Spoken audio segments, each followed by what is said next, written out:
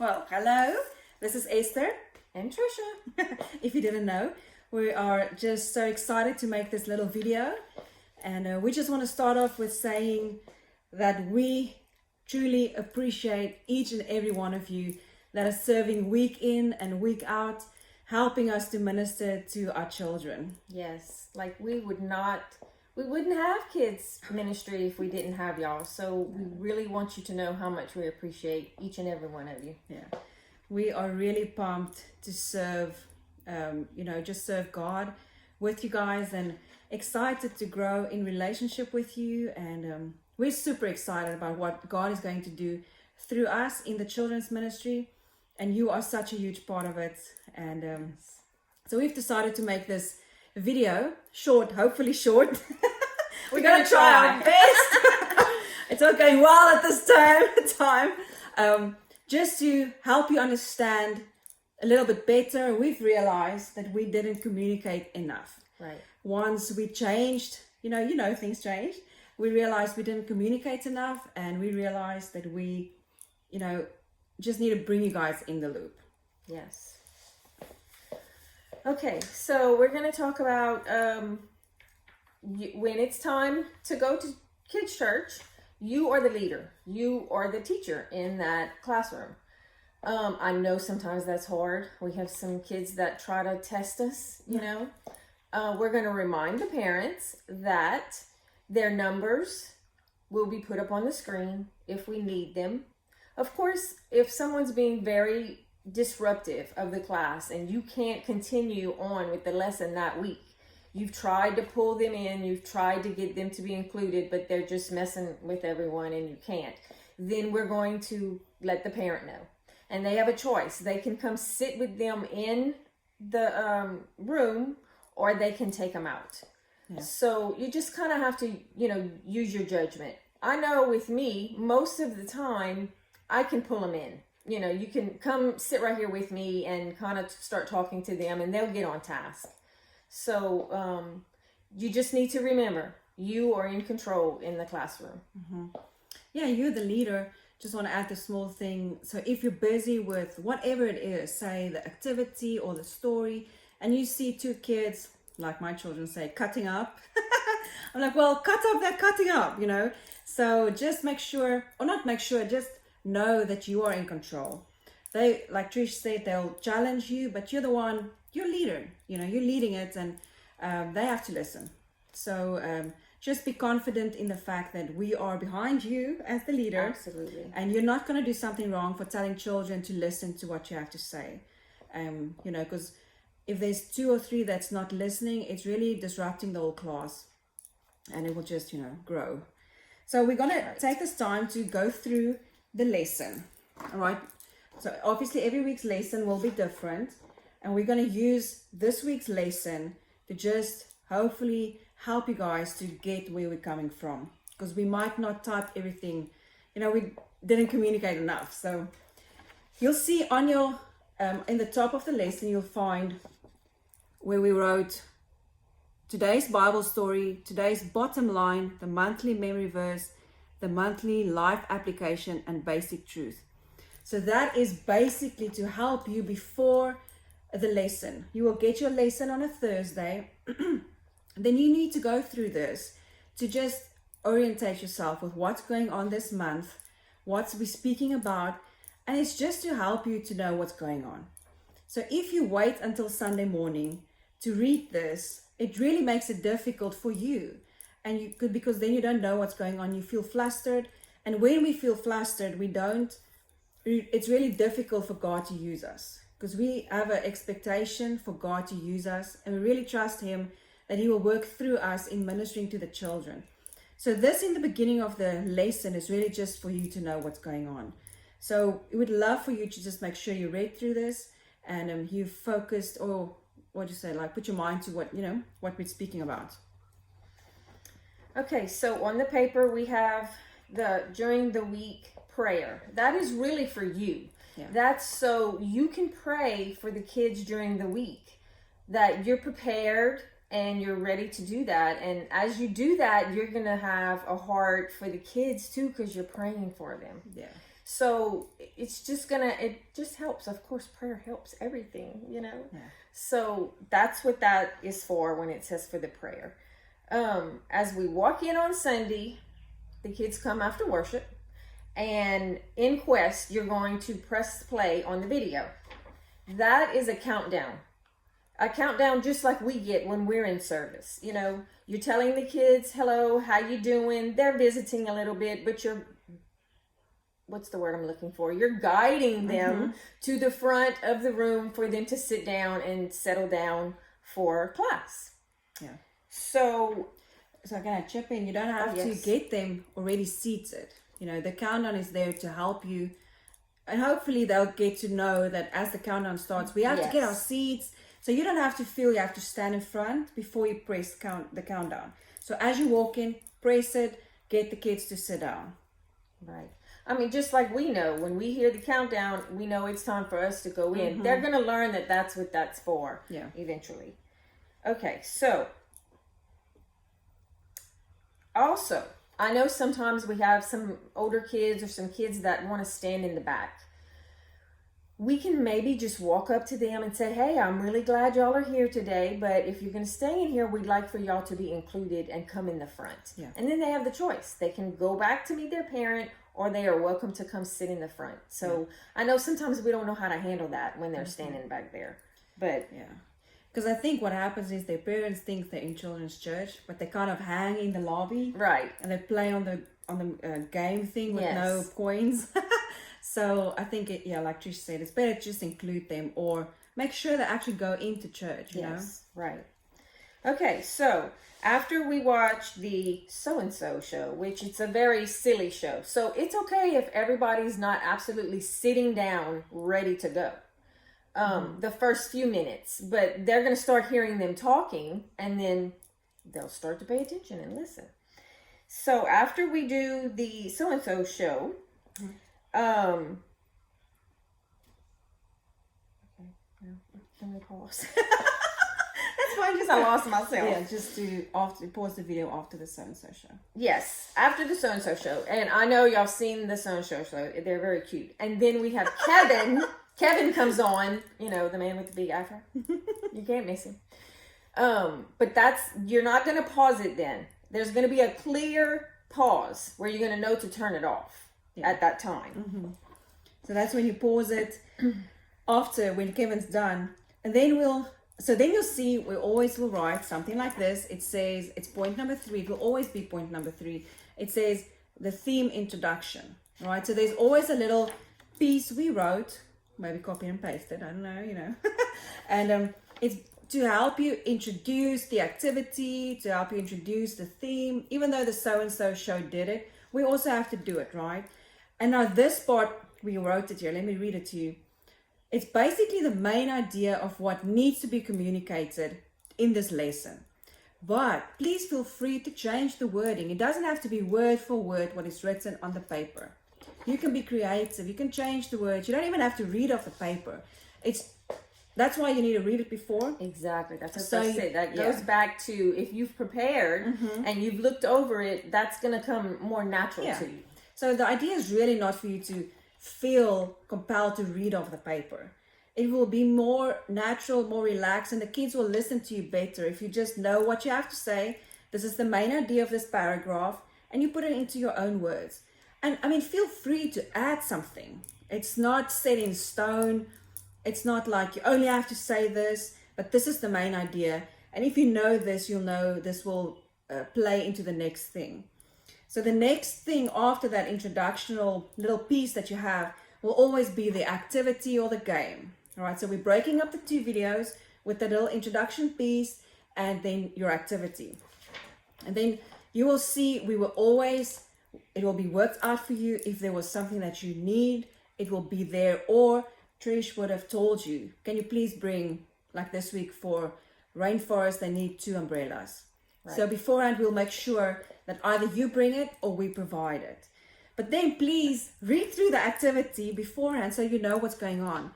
It just makes it better if the kids are not waiting and waiting while you read through the activity. So just know what the activity is about, and then you go with your activity. Okay.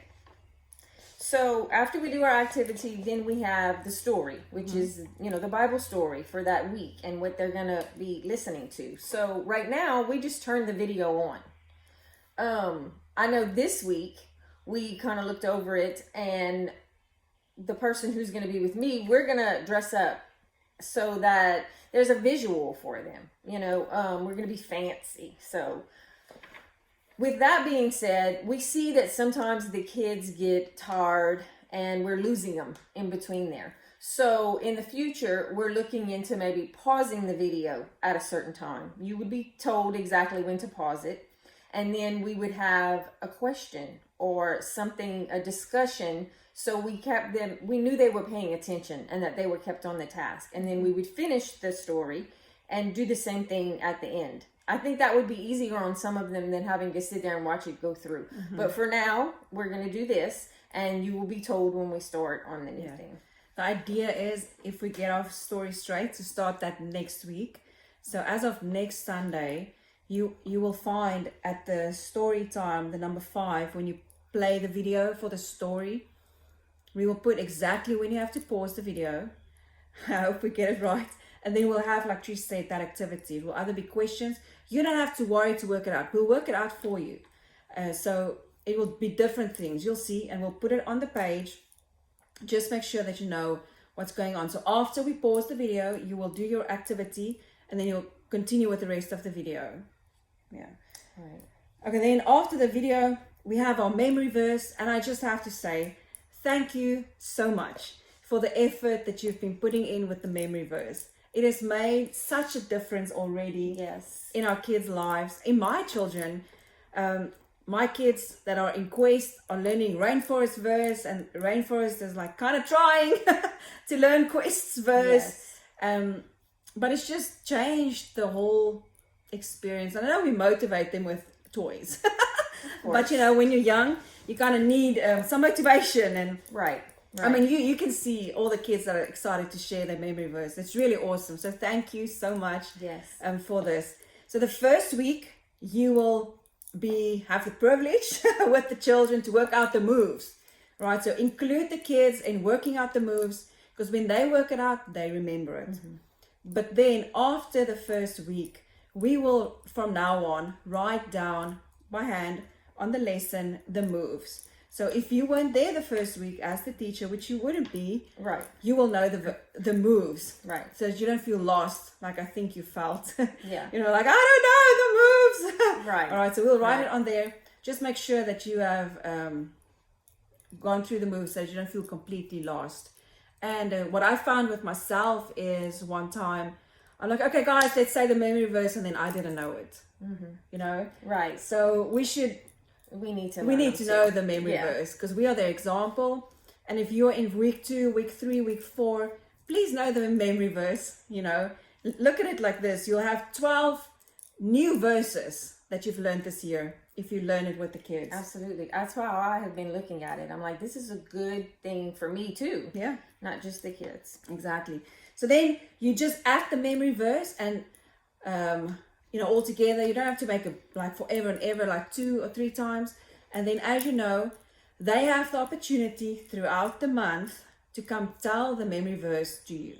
They can say it to you in person, just you and the child, or if they want to share it with the whole class.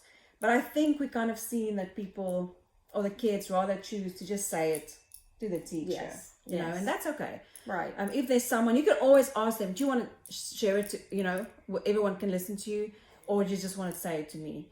And then when they get it right, it doesn't have to be every and every the. They get it right, they can pick a prize out of the memory, not the memory, the box. No, the prize box. And then we'll have a list there to make sure they can, each child can only do it once a month. They can't get 4 prizes. One prize. Just make sure you don't forget to write the names down, because next week workers won't know who said it that week. Exactly. And I'm always want to say, if someone comes to you and they say, Miss Trish, I didn't get to say my verse last month, but can I tell you last month's verse? I mean, yes, by all means. The goal is you want them to learn the verse. Even if it's 2 months later, it's okay. It's fine. All right. So then we get to the prayer time. And I know this is maybe different for you guys, but this is such an important part for us, as we want you guys to grow into this area, but also just an important part for children's ministry is the prayer time. We definitely want to change that a little bit to be more intentional, and we'll grow together. Okay, so don't stress about this. Don't let this stress you out. I know that it might be a challenge for most of you if you haven't done this before, in a public setting, and you have not, just haven't, like, I don't want to call it practice, but let's say practice or exposure, not been exposed to it a lot. Right. It's okay. We'll grow together. All right. And Right. so at this time, we want you to use this prayer time more than just pray. I want you to think of it as a ministry opportunity. So after you've done the memory verse, get the kids to come sit down again. Settle them down. Say, okay, guys, today we spoke about, like, let's use last month's example. We spoke about friendship. All right. And we saw today that we need to forgive our friends. And just close your eyes for a moment. Think about your friends, and if there's anything that you need to forgive them for. Or maybe you realize that you did something wrong and you need to ask forgiveness. Just take a moment of what we spoke about today and use it as a ministry moment. If you're still struggling with this, then just get them together and pray. Pray about what we spoke about today. Pray that they will understand it, that they will get to walk with Christ in it, whatever it is. But in the end, I want all of us to grow to a place where we can minister to the children. Yes. And where we can grow to that place, we also have altar calls. We have a salvation, what do you call it? Just a time where people can give their lives to Jesus. Yes. Because as many of you might know, most people gave their lives to Christ in children's church. It's such an important place. And this is where where it's going to happen, Yeah, we have to remember that we're the example for them. I was not raised taught knowing how to pray that like that either. So it is hard for me. So it's work for both of us. The Holy Spirit's going to come in and he's going to take over, and the kids are going to learn how to pray, and it's going to be better for us. And I just think God's moving in kids' department. I think it's going to be great. That's awesome. So after you pray, then this week we have playtime, because we had another activity that we didn't put in there. And playtime can get a little rowdy sometimes, and that's when we definitely have to remember that we are in control of the room. For now, we're not taking out all of the games and all of those things that are in there with the COVID situation. So you can, take out 2 or 3 games and give them the option of those 2 or 3 to play, and break it up in 2 or 3 groups if that's what we need to do with the COVID. And then later on we'll talk about if we would do more playtime. I know they like to run up and down that incline. It's like so fun. And we don't want anyone to fall, of course. So we need to try to keep the games to where we're all in the front together, so they're not even wanting to kind of do that, tempted to go run up and down. Yeah. Also, I'm guilty. We don't check the numbers. We know everybody there, and that's awesome that we're a small church and that we can do that. But we do hope one day we have so many that we have to check the numbers. Definitely. So we really need to get into the routine of checking numbers. We're going to remind the parents to come and get them at the gate, and we will be checking numbers. It's just for everybody's safety. Yeah. So, Joy made the sticker ball. I don't know where it's at. It's in Quest. It's the big deal, the sticker ball, and it's it will start to be a big deal for everyone once they start seeing this thing grow. So as you check the numbers, put all the stickers on the sticker ball. Just make sure you send the kids home with the right parent. And it's really important, because their parents left their kids in our responsibility. We do not want anyone to go home with the wrong parent, and the other one doesn't know, or a stranger, Right.